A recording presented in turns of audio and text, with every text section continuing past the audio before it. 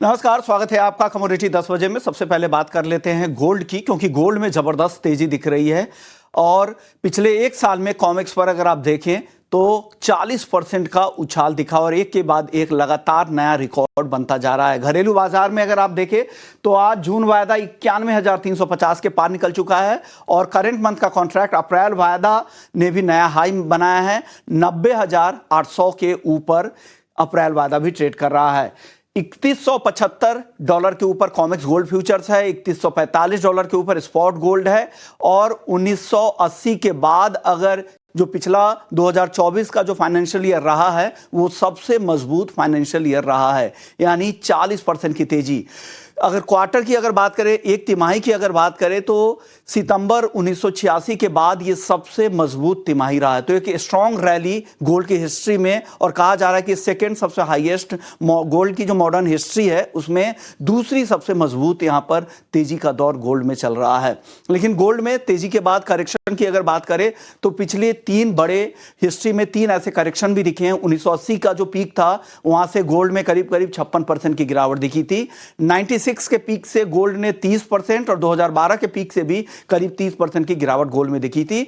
तो जितनी ज्यादा तेजी उतना ज्यादा रिस्क भी होता है। लेकिन इस बार कहा जा रहा है कि इस बार की तेजी सेंट्रल बैंकों की वजह से ज्यादा आई है, क्योंकि सेंट्रल बैंक एक क्रेडिबल हैंड्स माने जाते हैं और वो जल्दी अपना गोल्ड नहीं निकालते, नहीं बेचते हैं। इस वजह से इस बार रिस्क बाकी तेजी के मुकाबले कम उनको दिख रहा है। तो एक के बाद एक रैली, और इस बार की तेजी की सबसे बड़ी वजह है ट्रेड टैरिफ है जो मार्केट को फिलहाल ड्राइव कर रहा है। और कल से यूएस अपने सभी ट्रेडिंग पार्टनर्स पर रेसिप्रोकल टैरिफ लगाने जा रहा है। इससे बाजार में काफी अनसर्टेनिटी है।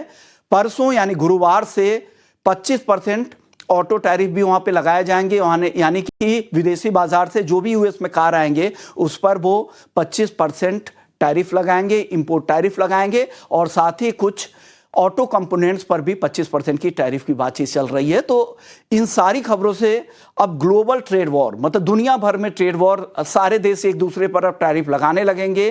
प्रोटेक्शन करने पर, अपने इकोनॉमी को प्रोटेक्ट करने पर ज्यादा फोकस होगा और डी ग्लोबलाइजेशन की तरफ भी हम जा सकते हैं। और यही वजह है ऐसे मामले में जब भी इस तरह के पैनिक माहौल होते हैं तो गोल्ड में इस तरह की तेजी दिखती है और सोना लगातार यहां पर तेजी दिखा रहा है।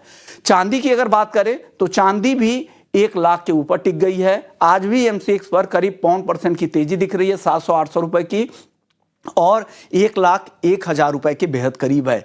चांदी में भी पिछले एक साल में अगर देखें तो इंटरनेशनल मार्केट में करीब 40% की, घरेलू बाजार में 35% की तेजी दिखी है। तो दोनों ही काउंटर लगातार तेजी के रुख में है। घरेलू बाजार में चांदी और सोना दोनों रिकॉर्ड ऊंचाई पे है और इंटरनेशनल मार्केट में सोना सिर्फ रिकॉर्ड ऊंचाई पर है और चांदी में हालांकि 2011-12 के आसपास जो $49 का कॉमेक्स पर हाई बना था उस हाई को अभी भी चांदी ने टच नहीं किया है।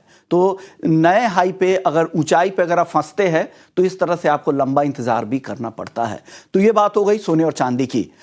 अब नॉन एग्री में बात करते हैं कच्चे तेल की। कच्चा तेल अगर देखें तो ये भी फरवरी के ऊपरी स्तरों के आसपास पहुंच चुका है और ब्रेंट क्रूड का भाव अगर देखें तो $75 के पार फिर से निकला है फरवरी। इस साल जो फरवरी में हमने 75 के आसपास का लेवल देख रहे थे और फिर से अप्रैल में भी, अब हम अप्रैल के पहले ही दिन $75 के ऊपर ब्रेंट क्रूड का भाव जा चुका है। अब यहां पर चिंता फिर से ईरान के बाद रूस के सप्लाई को लेकर भी चिंता है। जिस तरह से ट्रंप इरिटेट हो रहे हैं, रशिया का जो रुख है सीज फायर को लेकर, उससे उन्होंने धमकी दी है अगर इसी तरह का रुख रहा, युद्ध रोकने में अगर रूस नाकाम रहा अगर यूक्रेन के साथ, तो उस पर सेकेंडरी टैरिफ का भी उन्होंने ऐलान कर दिया कि सेकेंडरी टैरिफ भी लगाए जाएंगे रूस पर। तो ये चिंता कच्चे तेल को, कीमतों को सपोर्ट कर रहा है। हमारे साथ हमारे मेहमान भी जुड़ गए हैं, उनको शामिल करते हैं, उनसे जानते हैं गोल्ड, सिल्वर और क्रूड में क्या करना चाहिए। रवि देवरा साहब हैं, कुबर्ज ग्रुप के हैं। शुक्रिया रवि जी। सबसे पहले सोने चांदी से शुरुआत करेंगे। सर, जिस तरह की रैली है, रिस्क कितना है, रिवॉर्ड कितना मिलेगा सोने में? सोने में तो रिस्क बढ़ रहा है, पर्टिकुलर जिस हिसाब से टैरिफ के अनाउंसमेंट के एक्सपेक्टेशंस पे सोना चला है। तो आई थिंक कल क्लियर हो जाएगा कि मींस की जो टैरिफ लगना है वो उसमें गोल्ड एंड सिल्वर शामिल है या नहीं है। अगर गोल्ड शामिल नहीं हुआ तो मेरे हिसाब से प्रॉफिट बुकिंग पे आ सकता है। कल हमारे टाइम अनुसार रात को 12:30 बजे टैरिफ का अनाउंसमेंट होगा। तो आई थिंक ये काफी क्रूशियल है, बट इसके पहले अभी मुझे लग रहा है कि यहाँ पे थोड़ा रिस्क ज्यादा है, तो आई थिंक सिल्वर को थोड़ा मुझे लग रहा है अभी भी गोल्ड सिल्वर रेशियो सिल्वर के फेवर में है, क्योंकि ये 9000 का लेवल एक सिल्वर के लिए ओवरसोल्ड पोजीशन के इंडिकेशन दे रहा है। वहां पे फोकस करें, सिल्वर बाय करें। मुझे लग रहा है कि इंट्राडे पर्सपेक्टिव ये 1 से 2 ट्रेडिंग सेशन में एक अच्छी रिकवरी यहाँ पे एक्सटेंड हो सकती है। लेवल स्पेसिफिक बाय करें सिल्वर को कर एक लाख 500 के करीब स्टॉप लॉस लगा सकते हैं 99,800 और अपर साइड 1,02,000 तक के लेवल आपको इंट्राडे में आते हुए दिख सकते हैं। तो गोल्ड में मुझे लग रहा है कि यहाँ पे ओवरबॉट पोजीशन डेफिनेटली है, तो आप सिल्वर में फोकस कर सकते हैं। तो चांदी आपको यहाँ पर ज्यादा बेहतर दिख रही है, गोल्ड के मुकाबले चांदी खरीदना ज्यादा यहाँ पर सेफ होगा, ऐसा रवि जी को लगता है। क्रूड सर बताइए, क्रूड भी फरवरी के हाई पर है, यहाँ पर अच्छी रिकवरी लौटी है, $75 के पास ब्रेंट चल गया है, क्या और तेजी बची है क्या? जब से लगातार जब से ओपेक मीटिंग स्केड्यूल हुआ तब से हमने उसमें बाइंग की ही रिकमेंडेशन दी थी, एंड पर्टिकुलर ये बाइंग जोन में है। शायद लग रहा है कि 3 तारीख के जब ओपेक मीटिंग है उसके बाद एक अच्छा प्रॉफिट बुकिंग ड्यू है। 6140 का एक बड़ा रेजिस्टेंस है, इसके करीब ही ट्रेड कर रहा है, तो बाय एंड डिप्स का स्ट्रेटेजी रखे, इंट्राडे पोजीशन रखे। 6110 के करीब बाय करे with stop loss of 6070, upper side 6200 तक के लेवल की उम्मीद करनी चाहिए। ओके, तो चलिए, तो आपको यहाँ से और तेजी की संभावना दिख रही है। मेटल्स में बताइए सर, मेटल्स में क्या पसंद है आज आपको?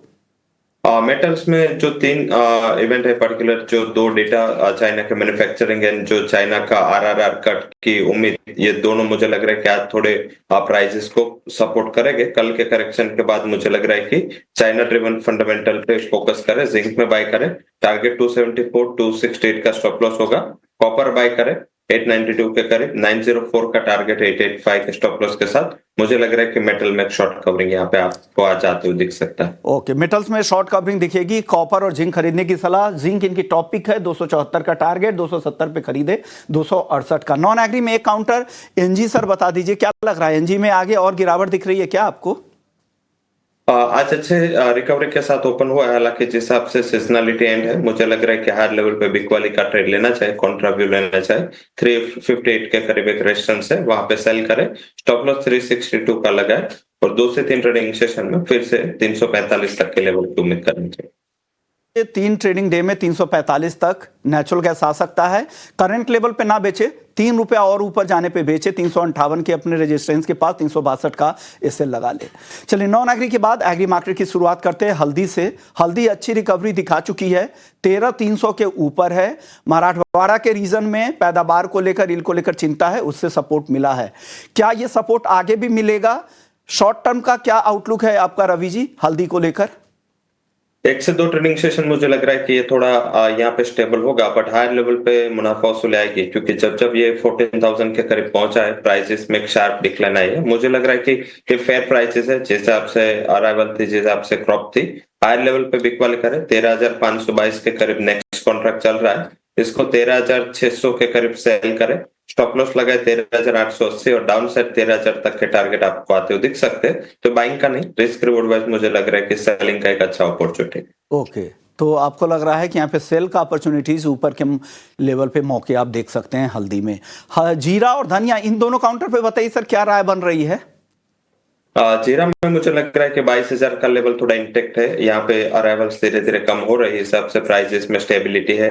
आज एक थोड़े करेक्शन के साथ ओपन हुआ है, बट आज का अगर ट्रेड लेना इंट्राडे तो हायर लेवल से बिक वाली कर सकते हैं 22,320 के करीब, स्टॉप लॉस 22,500, डाउन साइड 22,000 और 21,800 तक के लेवल की उम्मीद करनी चाहिए।